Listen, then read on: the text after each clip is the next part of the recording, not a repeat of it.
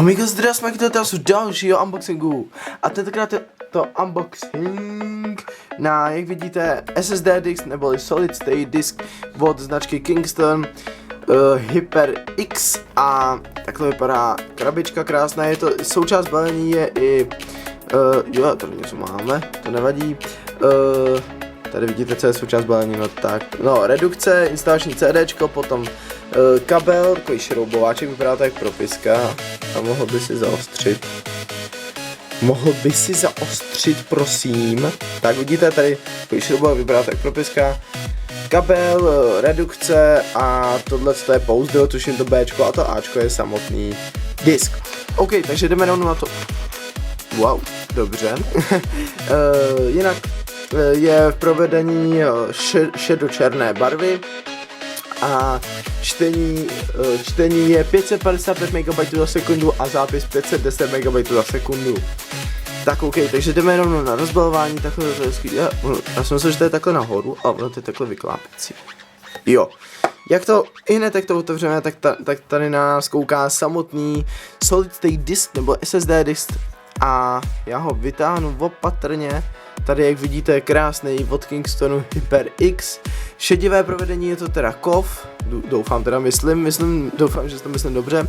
A tady vidíte, to vám můžu takhle to. Tady je 120, zapomněl jsem říct, že to je 120 GB a takhle to máte hezky to. A tady máme už konektory na zapojení, tak jo, ten si dám stranou, tak doufám, že se mi s ním nic nestane.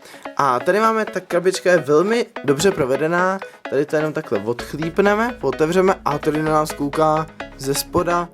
Doufám teda, že se nepletu, že to je ta redukce, ale doufám, že ano, doufám, že se nepletu, jestli ano, tak se omlouvám. A potom tady máme instalační CD, na které se i hned koukneme, takhle jen to otevřeme, jenom takhle namátkově.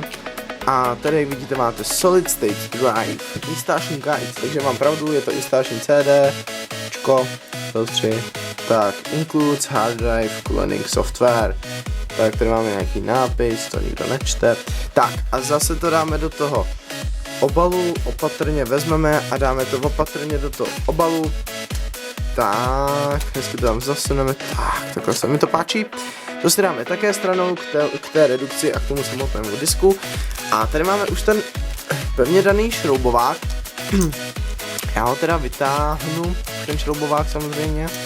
Tak je teda, nevím, jestli to tak vyzní na tom videu, ale je to modro-stříbrně provedený šroubovák, který se dá takhle rozmontovat, rozšroubovat.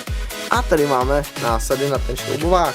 Tak to velice hezky vymysleli, já si to tam ty násady zatím vrátím, protože je zatím, no budu je potřebovat při tom, až tam budu dávat ten disk do počítače, ale to zatím nechme stranou. Tak, tady máme krásnou nálepku, tady, jak vidíte, sice trošičku malinkatá, ale samozřejmě nemůžeme čekat nálepku přes celý počítač. Dělej to, nemůžeme čekat nálepku, která je větší než ten samotný disk.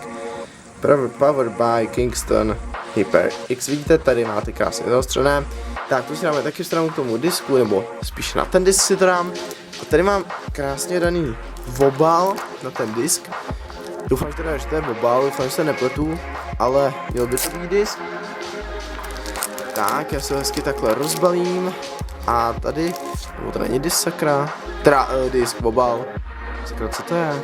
Jo, to se dá možná do toho, jo, tak to možná je ta redukce, ne, to se pletu, já nevím, co to je, abych pravdu řekl, ale to bylo na té krabici, že no, ano, ale to si dáme stranou, a tady máme kabelíky, tady je USB kabel do, ježiš, to je micro USB, doufám, že ano, no to nezaostří asi, že ano, a tady máme krásný kabel, další SATA kabel.